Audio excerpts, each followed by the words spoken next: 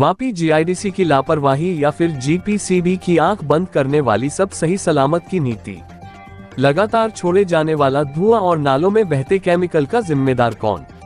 जी हां, नमस्कार। Madhopur express live news में आप सभी का स्वागत है। खबर गुजरात वापी से। वापी जीआईडीसी में बसी औद्योगिक वसाहतें किसी न किसी वजह से हमेशा मीडिया की खबरों में छाई रहती है। जैसे कभी प्रदूषण का मुद्दा तो कभी सुरक्षा व्यवस्था के सामने उठते सवाल या फिर वापी इंडस्ट्रियल एसोसिएशन की खबरें ही क्यों ना हो। वैसे ही अभी वापी जीआईडीसी की कंपनियों ने वायु प्रदूषण फैलाने के मामले में पूरे भारत देश में दूसरे और गुजरात राज्य में प्रथम स्थान प्राप्त कर लिया है। अब हमें यह नहीं समझ आ रहा कि इस पहले और दूसरे नंबर लाने की होड़ से गर्व लेना चाहिए या फिर शर्म से सर झुका लेना चाहिए।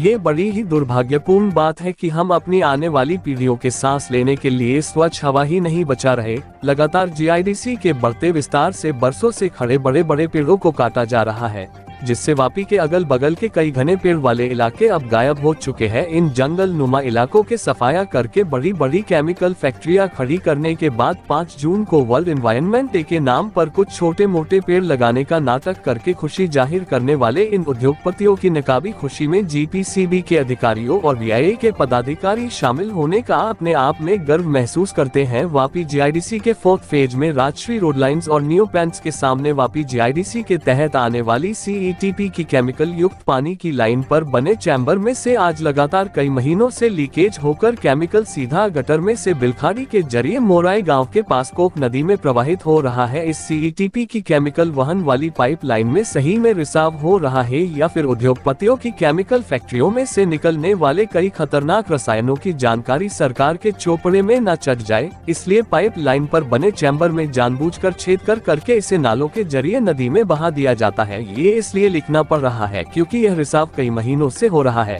और इसकी जानकारी कई बार जीपीसीबी और जीआईडीसी नोटिफाइड अधिकारियों को दी जा चुकी है। फिर भी इन अधिकारियों को इसे नालों के जरिए नदी में जाने से रोकने में कोई दिलचस्पी नहीं दिखाई दे रही है।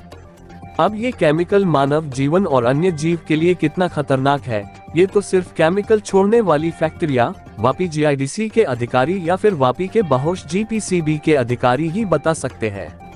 वापी जीपीसीबी अधिकारियों को बाहोश की पदवी इसलिए भी दी जाती है कि वापी आज पूरे देश में हवा के प्रदूषण के मामले में दूसरे और गुजरात राज्य में अव्वल नंबर पर लाने में इन अधिकारियों का बड़ा योगदान रहने की उम्मीद है।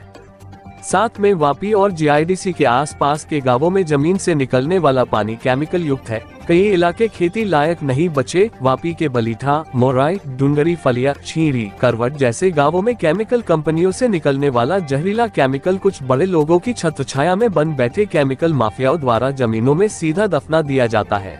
फिर भी जीपीसीबी के अधिकारी इनके खिलाफ कोई सख्त कार्रवाई नहीं करते दिखाई देते हैं। वापी से गुजरने वाली दमनगंगा नदी में सीईटीपी प्लांट से जो पानी छोड़ा जाता है वह भी काफी बदबूदार और एकदम कलर वाला रहता है। जहां सीईटीपी का पानी नदी में मिलता है उसके बाद नदी का पानी पूरी तरह से बदल जाता है।